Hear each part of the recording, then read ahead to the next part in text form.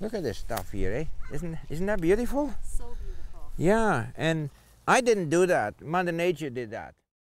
Nick Dudink is modest about the amazing strawberries grown on his farm in South Wellington.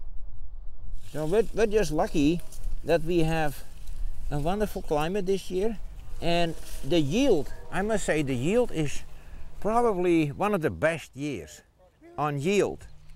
This You Pick Berry farm allows customers the opportunity to be part of the harvesting. Beautiful day, sunshine, beautiful scenery here to pick those beautiful big red strawberries. If you pick your own, you pick the best.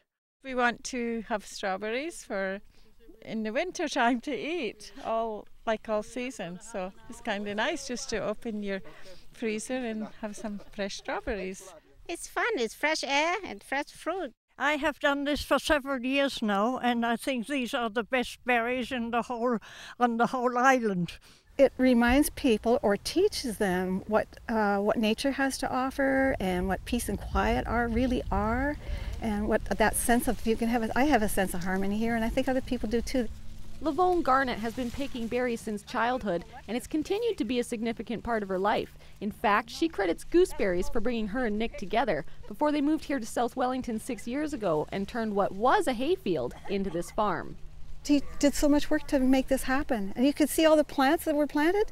He would have done that in that first year. The work is unbelievable heavy. Yeah, if you're not in a good condition, forget about farming. Especially on this size, because it's mostly handwork anyway.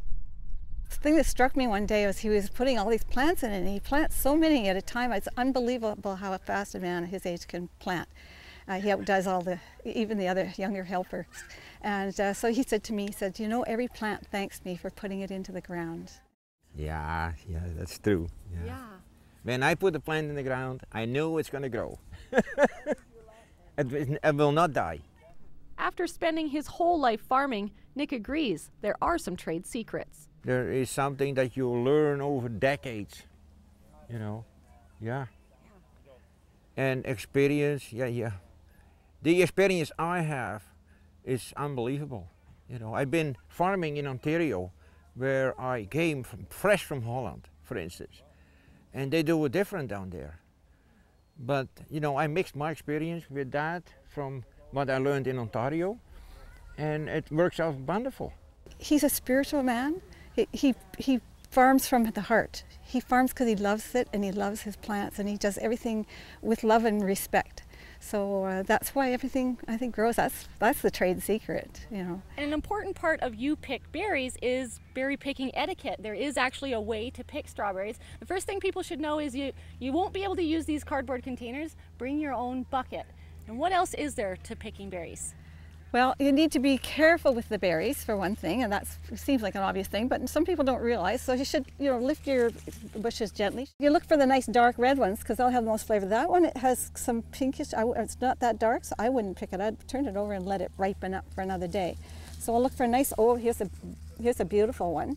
Well, and then you take the stem, like that, with one hand, and you pinch it with the other. So you need both hands for picking. Yeah.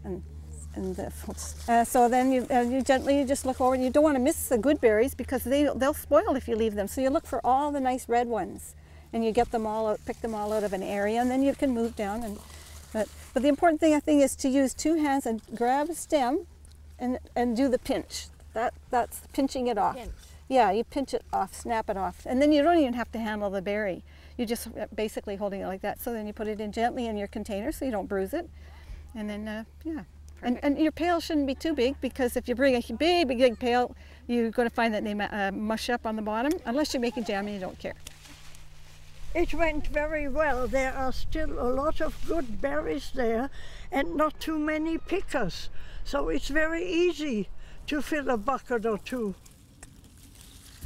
Now that is a perfect strawberry. And the berry picking here at Dudink's farm will continue all throughout the summer into the fall, because they have several variety of berries. When the strawberries are done, there's going to be raspberries and blueberries and gooseberries and currants, you name it. So come try them for yourself. In Nanaimo, for The Daily, I'm Kelly Robinson.